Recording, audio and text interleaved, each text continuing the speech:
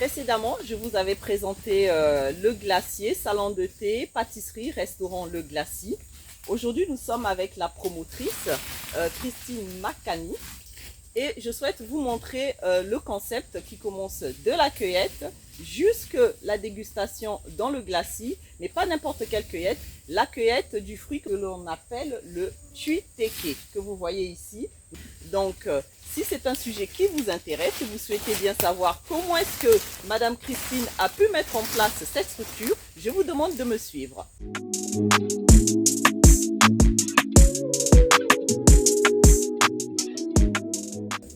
Christine, bonjour.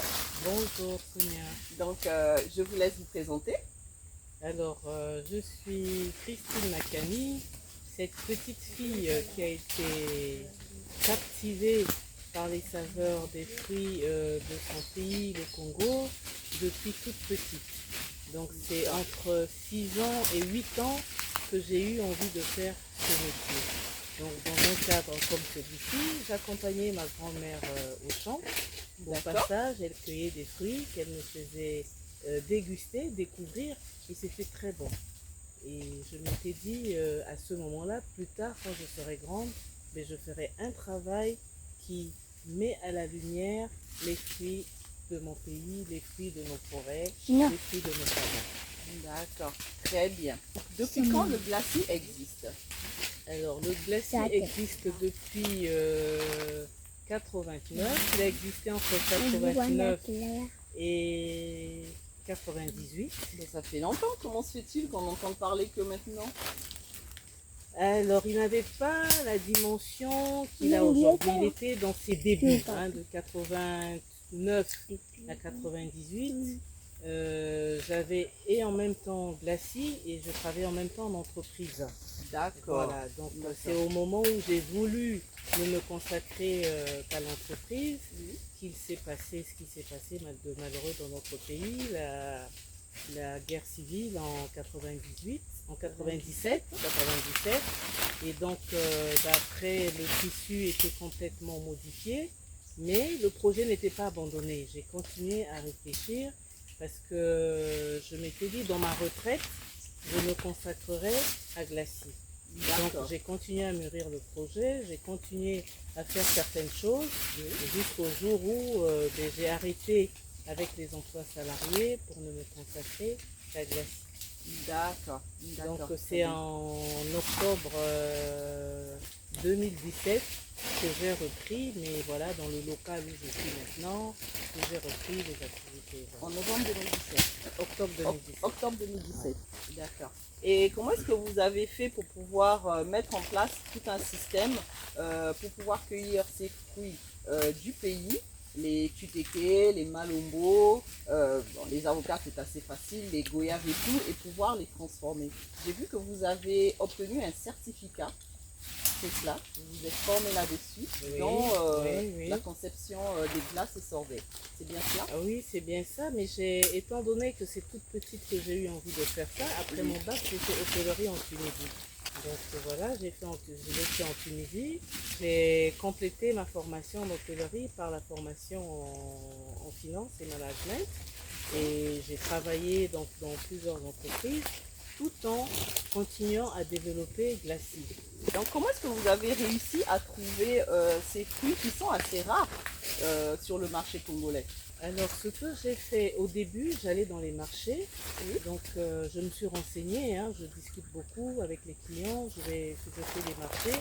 Au début j'allais notamment au marché Malonga, où les camions arrivent du pool. Les camions avec les fruits arrivent entre 19h et 3h du matin. Donc quand je finissais chez Glacis à 22h, j'allais tout de suite au marché. Je parlais avec tous les petits qui poussent des brouettes. À 3h du matin, je repartais au marché. Donc quand je quittais au marché Malonga, je allais à la Kiémé où ils commencent à déballer, les camions qui sont arrivés la nuit, ils commencent à déballer à 5h30, 6h du matin. j'étais à la Témé ou à Thomas Sankara, qui est un autre Donc marché, tout ça, c'est des marchés qui sont à Brazzaville qui même. sont à Et Brazzaville et où les camions emmènent et des fruits et des légumes des villages. d'accord, donc c'est ainsi que vous avez commencé. Et comment est-ce que vous avez fait pour arriver jusqu'à être en contact avec les cultivateurs ou bien ceux qui ont des parcelles, des terrains tels que le site là où nous nous sommes? Donc comme je vais souvent dans les marchés, j'étais allée au marché Bourreau régulièrement, je vais pour voir est-ce qu'il n'y a pas des nouveaux fruits qui sont là, est-ce qu'il n'y a pas des gens qui sont venus avec des fruits, comme ça je tisse des relations. Oui. Et ce que je faisais souvent, donc les vendeuses chez qui j'avais acheté des fruits, je leur disais, ben, quand tu as fini, tu vas venir voir où je suis. Comme ça désormais, au lieu de venir au marché, et tu m'emmènes les fruits directement chez Glacis. Oui. Donc quand elles venaient, ben, je leur faisais des dégustations. Et donc une fois j'étais au marché Bourreau, j'achetais des malombos jaunes. J'achetais des malombos et je disais, ah, ben moi j'achète tous les fruits du village. Et il y a une dame qui était là qui me dit, moi je peux t'emmener du Tutéké. Nous étions au mois de mars. J'ai dit, du Tutéké à cette période-ci, comment c'est possible? Elle dit, si je veux vous emmener des Tutéké, et elle m'a emmené des Tutéké. Et c'était extraordinaire. Quand elle a vu ce que je faisais, je lui ai dit, je veux voir la personne qui a produit ça. Et donc c'est comme ça qu'elle m'a emmené Monsieur Siassia, j'en revenais chez Glacis, il était émerveillé. Il était émerveillé et surtout ravi de savoir que cette passion que lui, il a eue de planter les fruits de chez nous, mais qu'il y ait une personne qui soit aussi passionnée que lui Et qui exploite également ces produits-là. D'accord. Qui arrive à transformer ces produits. Justement. Et depuis, on ne s'est plus quitté. Hein, donc j'ai acheté des plants chez lui, qu'il est venu mettre sous terre sur un terrain que j'ai. Oui. On rentre dans la 6e année depuis qu'on a fait cette plantation. Donc ça a bien poussé, donc j'ai bon espoir que l'année prochaine, sinon l'année d'après, en 2027, j'aurai des... Non, 2026 au plus tard, je pense que j'aurai les premiers fruits.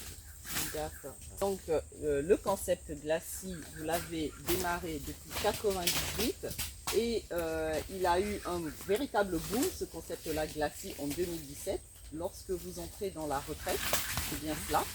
Et comment est-ce que vous avez fait financièrement pour pouvoir mettre en place ce concept? Est-ce que vous avez épargné? Est-ce que c'est un crédit auprès d'une banque? Est-ce que c'est la famille qui s'est cotisée? Pourquoi pas la tantine? C'est un concept qu'il y a énormément ici. Quand est-ce que vous avez commencé à mettre en place financièrement Glacis? Alors, un petit rectificatif, j'ai commencé Glacis en 89, quand je suis rentrée de Paris. En 97, il y a eu un arrêt.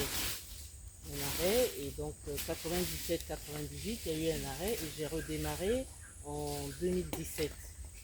Alors, il y a le travail, il y a mes parents, mon père et ma mère, qui ont cru en moi dès le début, qui m'ont donné des financements. Après, quand je travaillais, j'épargnais. Et il y a des amis qui ont cru en moi, mes frères, mes sœurs. Tout le monde a mis la main à la pâte, mes beaux-frères. Tout le monde a mis la main à la pâte, des amis, pour m'aider à démarrer. Mais lorsque vous dites qu'ils ont cru en vous, c'est-à-dire vous les avez donné l'idée de créer Glacis, c'est un concept qui les a intéressés et ils vous ont suivi. Ou bien ils ont cru en vous, ils ont vu ce que vous êtes capable de faire précédemment, que ce soit dans le Glacis ou bien dans un tout autre cadre professionnel. Et c'est à partir de votre manière de travailler, votre professionnalisme, ils ont désiré accompagner ce porteur de projet. C'est quel type de profil que vous êtes pour que eux vous accompagnent? Oui. Je suis perfectionniste, j'aime l'excellence et je suis une personne crédible. Lorsque je dis quelque chose, je convainc et on m'accompagne parce que je suis une personne de bonne foi, je suis une personne crédible. D'accord, parce qu'il y a beaucoup de gens qui ont des idées, qui ont des projets, qui souhaitent être accompagnés, mais dommage, je ne sais pas, ils se plaignent, personne ne m'accompagne, j'ai une idée, mais des fois on les a jamais vus faire quoi que ce soit, produire quoi que ce soit, et ils espèrent de ce côté-là être accompagnés. Donc ce n'était pas du tout votre cas de figure. C'est pas mon cas de figure, dans la mesure où je me suis formée dans le domaine dans lequel je suis aujourd'hui. D'accord. Alors, pour la petite histoire, j'aimais beaucoup les sciences. Moi, quand je voulais me reposer, je faisais les maths. Donc, qu'une personne qui aime les maths dise après son bac, non, mais moi je veux faire hôtellerie, c'était juste, voilà. Impensable. Mais c'était impensable. Oui. Mais mes parents, quand j'ai dit que je veux faire hôtellerie, c'est ce que je veux faire, mon père m'a trouvé une inscription, j'ai fait hôtellerie. Je pense que j'étais en cinquième, que je donnais, quand maman n'était pas là, c'est moi qui donnais des cours de pâtisserie aux grandes sœurs de l'église. Donc j'étais très passionnée. Et les ça a parents accentué votre crédibilité. les parents m'ont accompagnée dans ce que j'ai fait. Les parents ont mis à ma disposition des sous. J'ai acheté du matériel de pâtisserie. Et donc avant de travailler dans une compagnie de la place, j'ai commencé par la pâtisserie avec un four de maison. Et après, avec l'argent épargné, j'ai pu aller en Afrique du Sud acheter du matériel professionnel. À l'époque, j'avais eu un crédit de la BIDC parce que les personnes qui étaient là-bas aussi avaient confiance en moi. J'ai fait mon stage de fin de formation à la BIDC.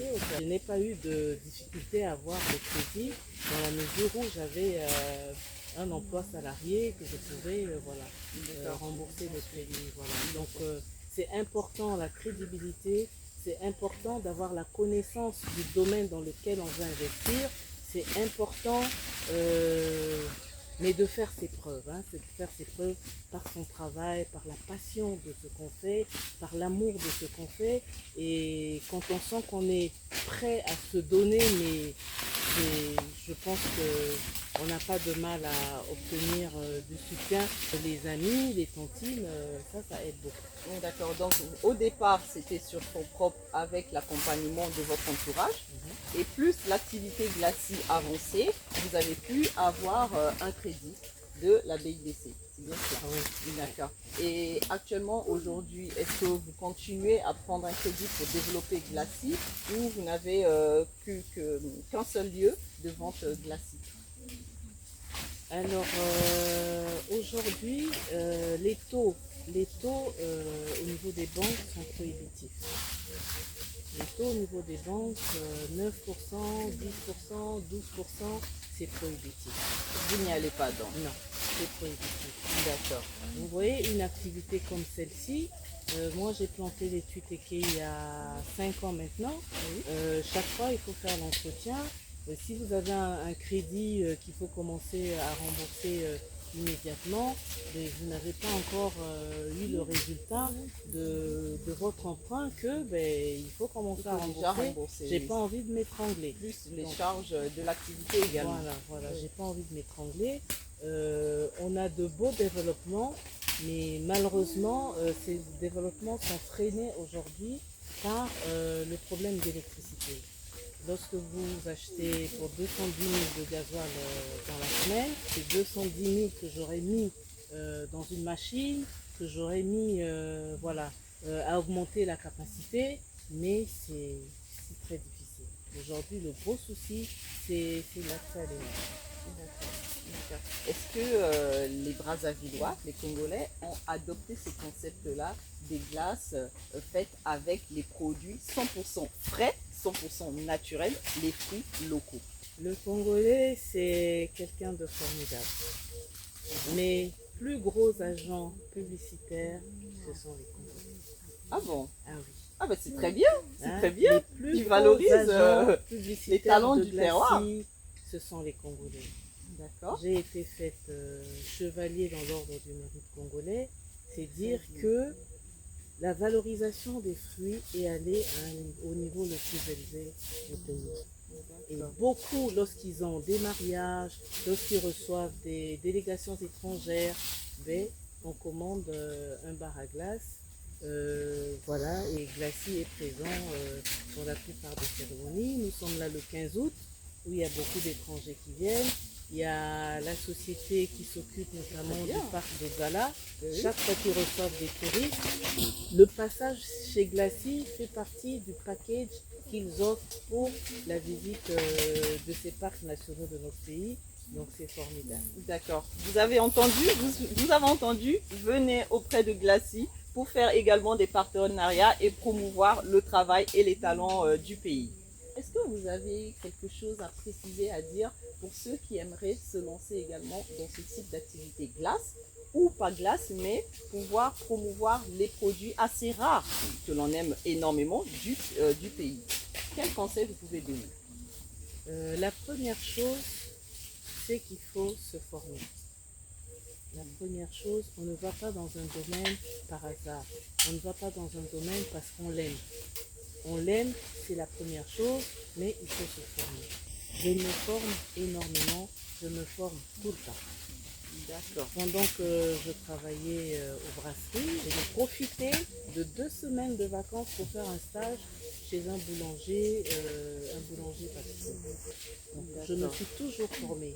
Aujourd'hui, on a des possibilités de se former sur Internet, avec Google, YouTube.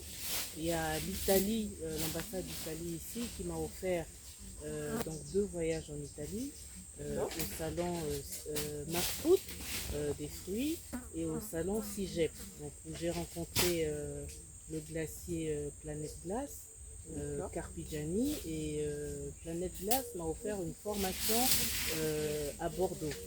Donc le certificat que vous avez eu chez Glacis, c'est une formation que j'ai eue chez Planète Glace à Bordeaux après qu'ils aient goûté les préparations que j'avais emmenées, notamment Chuteke ananas, il y avait le malombo rouge, il y avait le milenge. Lorsqu'ils ont goûté, leur chercheur, celui qui fabrique leurs produits, a trouvé ça formidable. Et donc ils m'ont offert une formation à Bordeaux où je suis allée. C'était une formation de 2 jours. Ça a contribué à améliorer mes process de transformation. Là aussi, c'est par des fonciles et les soutiens de mes sœurs. Voilà. C'est vraiment bien, c'est très bien. Et si les gens souhaitent arriver au glacis ou bien vous contacter pour un quelconque partenariat ou tout simplement pour déguster, pour savourer vos très très bonnes glaces, comment on fait pour vous? Alors, je suis à la Runco, 1786 Runco, en diagonale du CGE Mars. À côté, il y a le cabinet dentaire Le Terran, il y a le cabinet médical Le Terran. On est reconnu sur Google Maps. Lorsqu'on tape Glacis, on peut se retrouver facilement. On a une page Facebook, Glacis Congo, et on a une page Instagram chez Glacis 242 CG. D'accord. Et un numéro de téléphone? 05 553 15 56 ou le 06 853 15 56 et vous tomberez directement sur moi. D'accord. Avez-vous un mot de la fin? Alors, le mot de la fin, moi j'invite les Congolais, les ingénieurs agronomes, ceux qui ont besoin de faire quelque chose. Il faut faire des choses inédites. Il faut faire des choses inédites. Il y a un marché énorme de ces fruits que vous voyez. Ceux qui se lanceront dans la plantation des chuteke, des malombo, des tondolo, je peux vous garantir qu'il y a des opportunités énormes dans la glace, dans la pâtisserie, dans la confiserie et dans les cosmétiques. Parce qu'on a des fruits aussi qui sentent très bons. Il y a des bonnes dérivées à avoir en termes d'huile essentielle. Voilà, donc, et tout ça, c'est pour le rayonnement du Congo. Très bien, je vous remercie beaucoup. Quant à vous, ne quittez pas, je vais discuter justement avec le promoteur. C'est le promoteur qui est responsable donc, de tout ce site-là, de toutes ces plantations. Ne bougez pas, j'arrive dessus. Merci beaucoup. Merci. La deuxième et dernière partie de cette interview présentera le promoteur du site dans son concept de revalorisation des fruits locaux délaissés. À bientôt!